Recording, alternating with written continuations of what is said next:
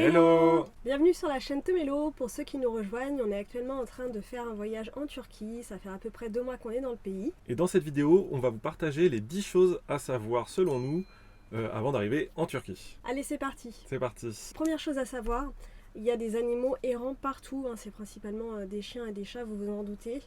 Alors ils sont pas agressifs, ceux sur lesquels on est tombé, ils sont toujours très avenants avec les humains. D'ailleurs, ils ont l'habitude d'être nourris que ce soit par les locaux oui. ou par Les les touristes. Donc il n'y a pas de souci spécifique. Maintenant, on sait qu'il y a certaines personnes qui ont peur des animaux, notamment des chiens. Et en plus, c'est plutôt des gros C'est chiens, des gros chiens. en Turquie. Après, il faut quand même rester un petit peu prudent quand même parce que c'est des animaux errants donc qui traînent toute la journée dehors. Donc on ne sait pas quelle maladie ils ont.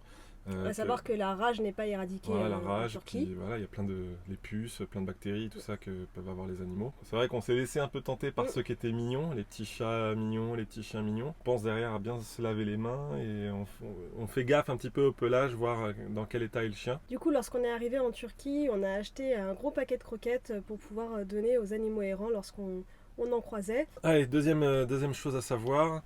Comme dans beaucoup de pays, dont la France, la Turquie parle très peu anglais, voire pas du tout. Donc forcément, ça va être important pour vous d'apprendre quelques mots en turc. C'est vraiment pas si compliqué finalement, ça s'apprend assez rapidement. Puis aujourd'hui, avec un téléphone, vous avez toujours les traducteurs. Mais voilà, prévoyez effectivement quelques petites bases en turc pour pouvoir communiquer avec les locaux. Pour ce qui est de la Cappadoce, d'Istanbul ou encore des grosses stations balnéaires, bon là vous trouverez quand même des gens qui parlent anglais et qui parlent plutôt bien anglais d'ailleurs. Et sinon c'est vrai que pour le reste du pays ça va être assez compliqué. En description d'ailleurs on va vous mettre un petit lexique des mots qu'on a dû apprendre lorsqu'on est arrivé en Turquie qui nous ont bien servi surtout pour les marchés. Troisièmement, l'eau n'est pas potable.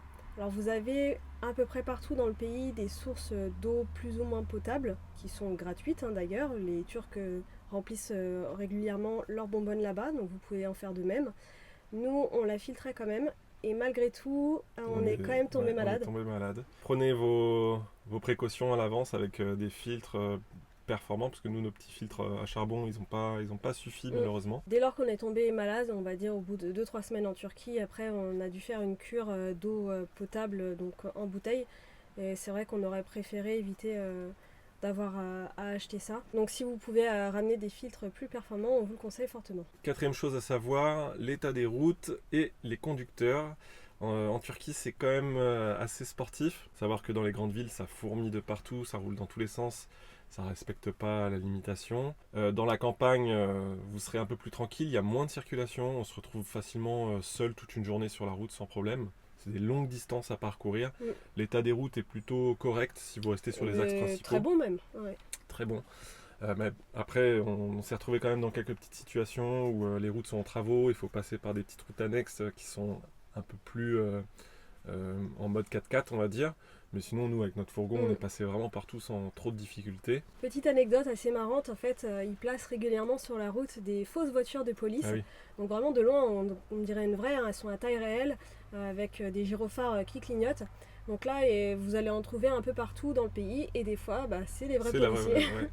Parce que vraiment, c'est à s'y méprendre, surtout de loin. D'ailleurs, on croise souvent la police sur la route, avec donc soit des contrôles radars, soit des arrêts comme ça, des contrôles spontanés. Mais on s'est jamais fait arrêter par la police. On sait qu'il y a quelques voyageurs qui se font arrêter, mais généralement, c'est bienveillant. Voilà, pour les touristes, y a pas de, pour les étrangers, il n'y a pas de quoi s'inquiéter. Les policiers, de ce qu'on nous a dit, sont plutôt gentils avec les touristes. 5e point, donc c'est moi qui vais en parler parce que je suis plus concernée forcément, c'est la tenue vestimentaire pour les femmes.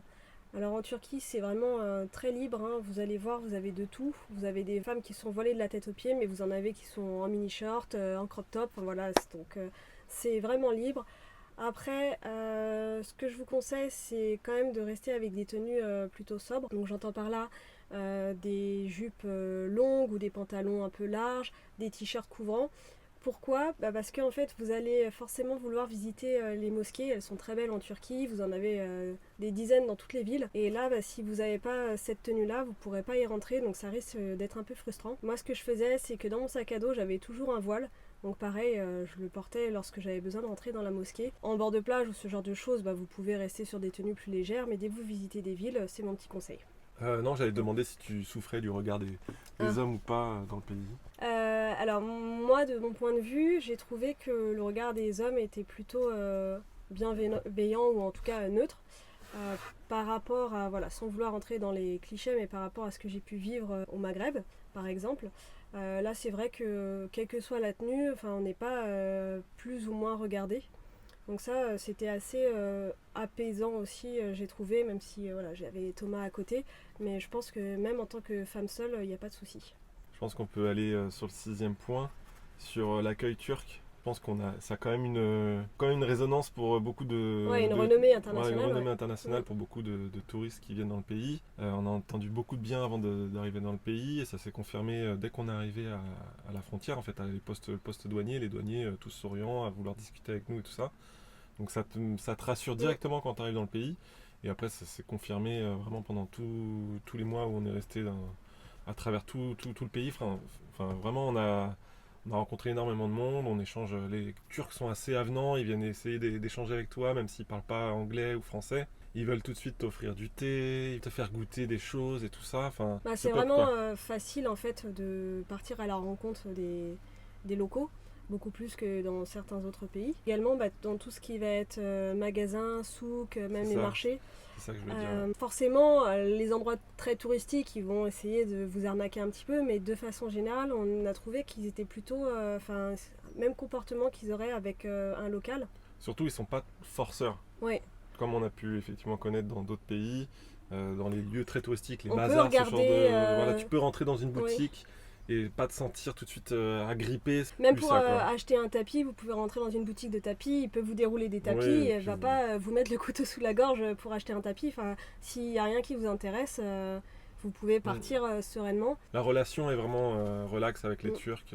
7e point, l'augmentation des prix. Vous savez, les prix augmentent partout sur la planète. La Turquie n'est pas en reste. En parallèle, la lire turque se casse complètement la figure. Pour les locaux, je pense que c'est d'autant plus difficile. Et pour les touristes, c'est vrai que nous, on a été assez étonnés. Parce qu'on suivait d'autres vanlifers qui étaient en Turquie il y a quelques mois et qui payaient leur litre moins d'1 €. Nous, quand on est arrivé, c'était 1,20 € et en l'espace d'un mois, c'est passé de 1,20 € à 1,40 €. Donc là, ça commence un peu à redescendre. Pour un Français, ça reste des prix intéressants. Mais à savoir qu'ils augmentent quand même beaucoup et d'ailleurs on s'est fait avoir plusieurs fois. En fait, quand on cherche par exemple un restaurant sur Google, on va avoir tendance à regarder le menu pour savoir un peu à quoi s'attendre en termes de prix. Les photos des menus, ceux qui prennent en photo les menus dans les restaurants. Et si la photo a plus de 2-3 mois, vous êtes sûr que le prix il a augmenté et parfois même doublé ou triplé. Petit aparté également sur le prix des entrées des musées ou des sites touristiques. À savoir qu'ils ont vraiment énormément augmenté, je pense, en l'espace d'un an. Triplé, quadruplé, c'est des prix parfois assez démentiels en fonction des entrées, surtout sur les sites extrêmement touristiques. Je pense par exemple à Éphèse qui était à 20 € par personne. Donc voilà, si votre budget est assez libre, tant mieux pour vous. Si maintenant il est un peu plus restreint comme nous, faites bien attention avant d'aller sur un site et de faire un détour peut-être spécialement de voir que les prix sont abordables pour vous. 8e point, les distances. Prévoir du temps pour parcourir le pays parce que c'est un pays immense et il y a énormément de choses à voir. Et pas forcément les unes à côté des autres. C'est ça. Donc si vous êtes véhiculé ou pas, avant de partir, prévoyez bien votre itinéraire sur les choses les plus importantes que vous voulez visiter. Parce que voilà, ça va vous allez pouvoir créer un petit peu votre itinéraire. Vous ne pouvez pas partir tête baissée, sauf si vraiment vous avez le temps. C'est bien de savoir un petit peu par où vous voulez, dans quelle région, quelle partie du pays vous voulez faire votre itinéraire dans la Turquie. Sinon, vous allez vite vous retrouver à faire des allers-retours à droite à gauche. Ce serait un peu dommage. Également, si vous restez 2-3 mois sur place, prévoir votre itinéraire en fonction de la météo. Par exemple, nous, comme on arrivait en fin d'été, début d'automne, on s'est dit qu'on allait faire la partie nord et centrale, la Cappadoce, en fin d'été et se réserver le sud pour la fin du voyage. On a bien fait déjà parce que la Cappadoce, en septembre, les nuits sont fraîches, on va dire entre 11h et 17h, il fait bon. Mais sinon, après, ça descend vraiment très bas. On a eu des nuits où on s'est réveillé le matin et il faisait en dessous de 10 degrés dans le fourgon. Ça aussi à prendre en compte. Avant-dernier point, l'alcool. Ah, alors l'alcool, forcément la Turquie, on peut se poser la question en se disant c'est un pays musulman, donc normalement c'est pas autorisé par la religion de boire de l'alcool, et pourtant on trouve facilement de l'alcool en Turquie, vous inquiétez pas. Je sais pas si tout le monde est pratiquant, mais voilà, au moins pour les touristes et puis pour quand même pas mal, il faut le dire, de locaux, la bière est accessible. C'est-à-dire qu'on en trouve facilement dans les petits supermarchés ou même des magasins dédiés à la vente d'alcool, alcool et cigarettes d'ailleurs. Ils ont d'ailleurs une production locale. On peut trouver un peu de bière importée, même de l'alcool importé, tu trouves de la vodka, tu trouves tout ça. C'est un peu cher. Oui, ils sont pas forcément bon marché. Ouais.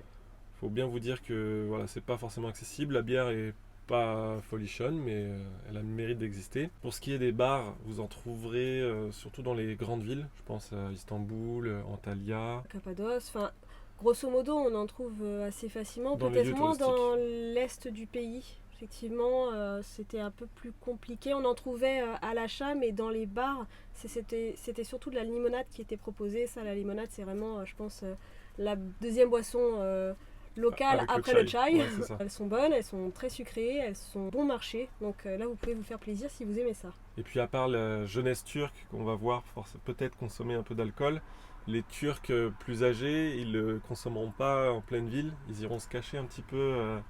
Enfin, nous, c'est ce qu'on a remarqué. Ils sortent des villes en voiture. Ils se trouvent un petit coin au bord de l'eau ou un petit peu en hauteur. En règle générale, les spots à van life. Voilà, c'est ça, les spots où nous, on trouvait un endroit pour dormir et se reposer. On arrive, il y a plein de canettes de bière par terre, des bouteilles de vin ou de vodka. C'est les travailleurs turcs qui viennent se poser le soir. Ouais. Ils viennent boire et puis après ils repartent quoi. Et mettre la musique à fond. Dernier point, la nourriture turque, vraiment, on s'est régalé tout au long de notre voyage. À savoir que nous sommes végétariens, donc forcément notre choix est un peu plus restreint et pourtant on a réussi à trouver plein de choses très bonnes à manger. D'ailleurs, on a fait plusieurs vidéos sur la Turquie où on en parle, notamment la Cappadoce où on vous présente le çiğ köfte qu'on trouve en durum et qui est un durum végétarien vraiment excellent. J'adore. À savoir que c'est 1 euro, donc c'est vraiment pas cher et puis c'est rare de trouver un plat typique qui est végétarien en fait. On vous présente également le kahvaltı, c'est le petit déjeuner turc aux 1001 plats. Ça pareil, c'est vraiment très très bon. Donc on vous mettra les liens de ces vidéos en description. Alors pour le prix, comme on vous a dit, faites attention, les prix affichés sur le net sont plus exactement les mêmes. Malgré tout, pour nous Français, ça reste quand même abordable si vous choisissez bien votre restaurant. Forcément, tu as des lieux comme Gourmet en Cappadoce qui sont hors de prix. Il ne faut pas avoir peur aussi des petits restaurants qui ne payent pas de mine, vraiment ils ont tout petit local pour à peine cuisiner, mais c'est souvent les meilleurs. On a pu découvrir aussi la nourriture syrienne en Turquie, dans la partie sud-est du pays. Vraiment ça aussi c'est vraiment délicieux, on vous conseille si vous avez l'occasion et que vous ne connaissez pas. C'est très très bon et pareil végétarien. En tout cas beaucoup de plats proposés végétariens. Donc toujours un petit plus pour nous. Et voilà, cette vidéo des 10 choses à savoir avant d'arriver en Turquie est terminée. On espère que ça vous sera utile. Bien sûr, il y a encore plein de choses à découvrir sur place. On ne peut pas tout vous dire non plus.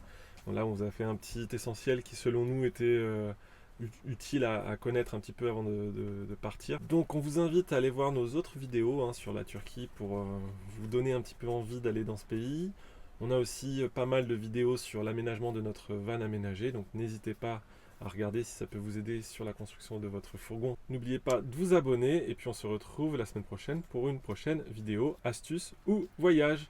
Ciao.